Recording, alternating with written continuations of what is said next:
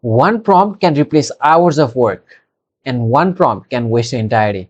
Same AI, same question, same person, but entirely different results. Those completely different results directly relates to prompting style. Prompt engineering is what it's called. So I went through Google Prompting Essential Specialization course. It has 4 course series that talks about writing prompts like a pro, designing prompts for everyday work tasks, speeding up data analysis and presentation building, and using AI as a creative or expert partner. So all of those prompt engineering, prompt essential course compiled into this one single video.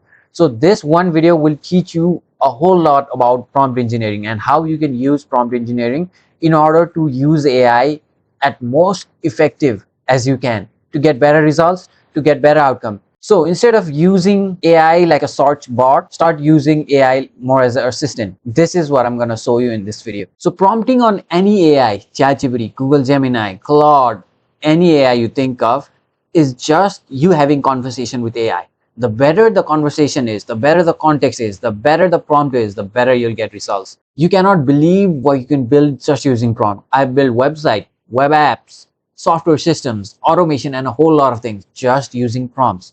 So if you learn to use prompts better, you'll be able to build better, do better, and automate a lot of tasks. So without a delay, let's just dive into it. The fundamentals of prompting any AI comes down to these frameworks: task, context, reference, evaluate, and iterate. These are the 5 fundamentals that you can use in order to effectively do any daily task. So let me show you an example of how that works. So this here is a task that you define. Suggest me a tasty cooking recipe. So you want ChatGPT to suggest you a tasty cooking recipe. That's a simple task that you assign. This is called a task. Now, the more context you give, the better will the output be.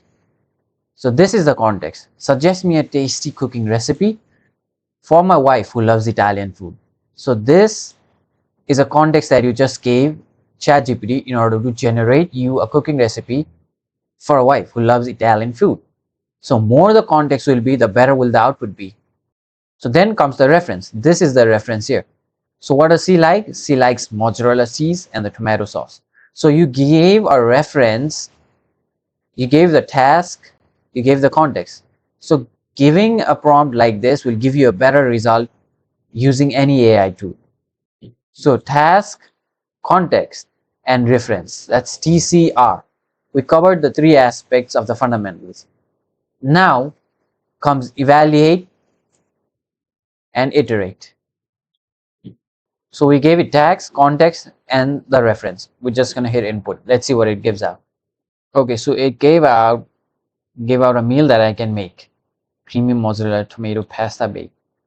Now what we do is we evaluate. We just say, is this to her specific taste need of the cheese and the tomato sauce for Italian meal? So we tell it to evaluate. Is this specific to the certain taste that she needs, that she likes?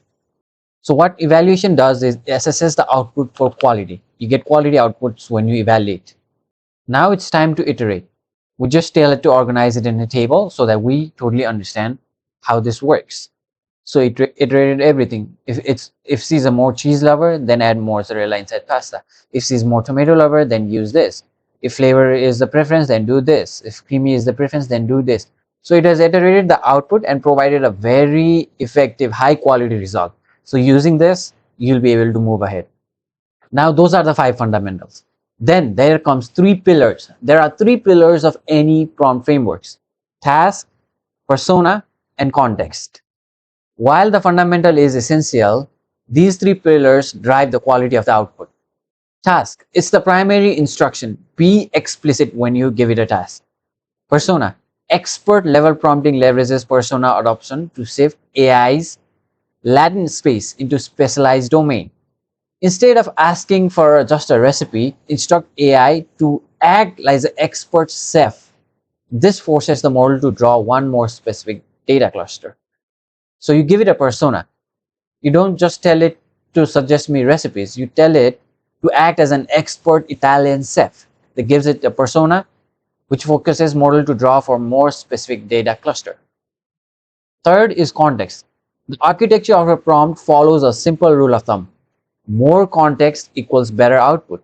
The more detail you give about the A's, about the taste, what she likes, what she does not like, what her interest is, the more the context, the better is the output quality. So using these three pillars, you could exponentially improve the results provided by the AI tools. So one thing that you should always be doing is always be iterating. ABI. Always iterate all your results so that you get more quality output every time you iterate. So how do you iterate? Use this framework. Revisit the framework. Revisit the 5 fundamentals and try to put in every context as you can. If you provide 2 to 3 examples, it will give you more detailed and more quality output. Use shorter sentences. AI models can lose the thread of long instruction, so break complex requests into bite-sized logical steps. Pro tip, feed the AI information sequentially. Don't give it everything at once. Analogous task. If the output feels robotic, reframe the task. For example, if a marketing plan is bland, ask AI to write a story about a customer whose life is changed by this product. So that changes the whole thing. Instead of sounding robotic, there will be real emotions in it. Another thing is introduce constraint. Narrow the AI focus by defining what it cannot do. Not only what it should do, but also what it cannot do. Now there is something beyond text prompting. It's called multimodal prompting. You input image, you input videos, you input flowcharts, you input graph. That way AI will have more context of your problem or your task, and it will give out more better results. So how do you do that? So the way to do multimodal prompting is to upload real world scenarios. You could upload a picture of your refrigerator contents and ask it to create a recipe. Or you could upload a company logo or color palette and tell it to generate a banner, a marketing poster. You could upload a musical track and ask AI to write short story that captures the atmosphere. You could input a flowchart of your work progress and tell AI to write a detailed report. So by giving it real world scenarios, it will be able to give you a better quality output designed specific to your needs. But as we use these powerful input methods, there are certain things that you need to be aware of. A lot of AI tool hallucinates. Well, AI might sound confident, but it might provide incorrect data. So if you have seen this, you'll understand hallucination better. So, is this mushroom edible? AI says yes. And you're right, that mushroom was poisonous. You see how AI responds. You ask, is this good? Then it will say, this might be good. This is good. So it hallucinates a lot of time. So when you input images and flowcharts and diagrams and everything, there's a higher chance of AI hallucinating, which will ultimately not give you better results, but low quality outputs. Because these AI models are trained on human generated data, they might sound biased sometimes and inherit those bias regarding gender, caste, social status, and everything. So before you verify any output given by AI, you should audit the checklist so that you stop hallucination and you stop bias. So perform this audit once you get your output. If you are doing a complex task, you are inputting a multimodal inputs, then you should definitely be doing this. Verify the facts. Have I cross-referenced any dates, names, and statistics with primary source? Logic audit. Did the model struggle with tokenized spelling, counting, or nonsensical hallucination? Bias screen. Does the language rely on unfair stereotypes of exclusionary phrasing?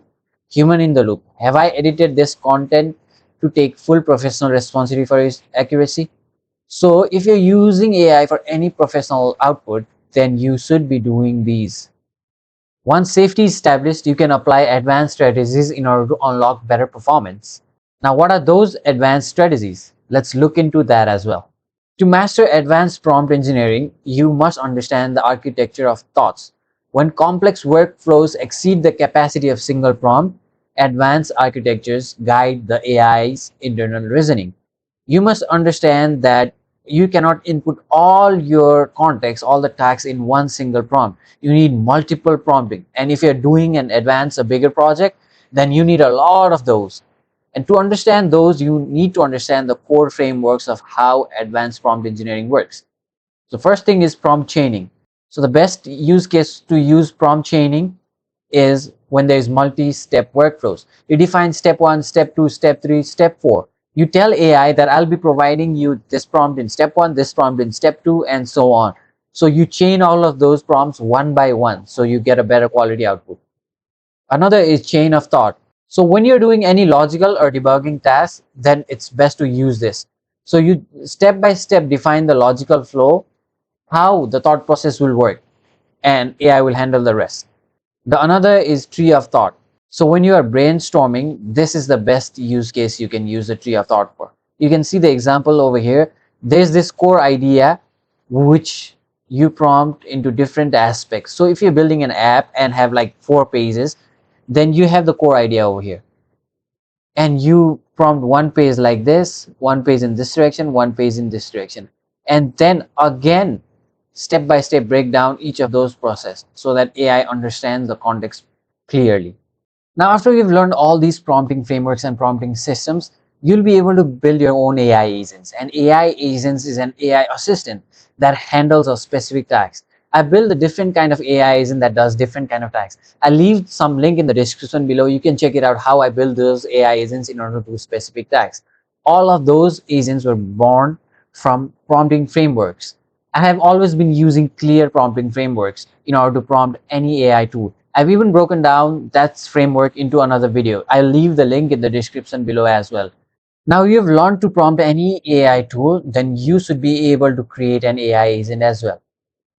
So just define a specific expert persona for an AI agent, provide deep situational context, what it needs to do, exact scenario, goals and guides, and set strict interaction rules as well, how it should behave. Establish a unique stop phrase. Create a specific trigger word to signal the end of interactive session. And build a structured feedback loop so that it keeps on improving. Using the exact prompt fundamentals and pillars that I described in the beginning of the video, you can build an AI agent that works for you, does a specific job that you provide, and handles a lot of your tasks. So getting a better result from AI is all about learning how to communicate with it, how to prompt it. So these, all the fundamentals and pillars that a Google prompt engineering course provides are right in front of you. Use these in order to get better results from AI, get tasks done, get better performance, and even reduce your input and increase your output. Now, I've compressed the entire 6-hour Google course into this short video.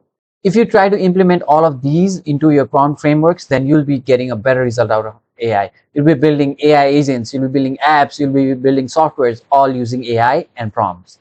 So if you got something out of this video, make sure you hit that subscribe button. I'll be coming out with a lot of different videos about AI automation, and AI hacks that you can use for your daily tasks, for your business to grow and scale. I'll see you in the next one.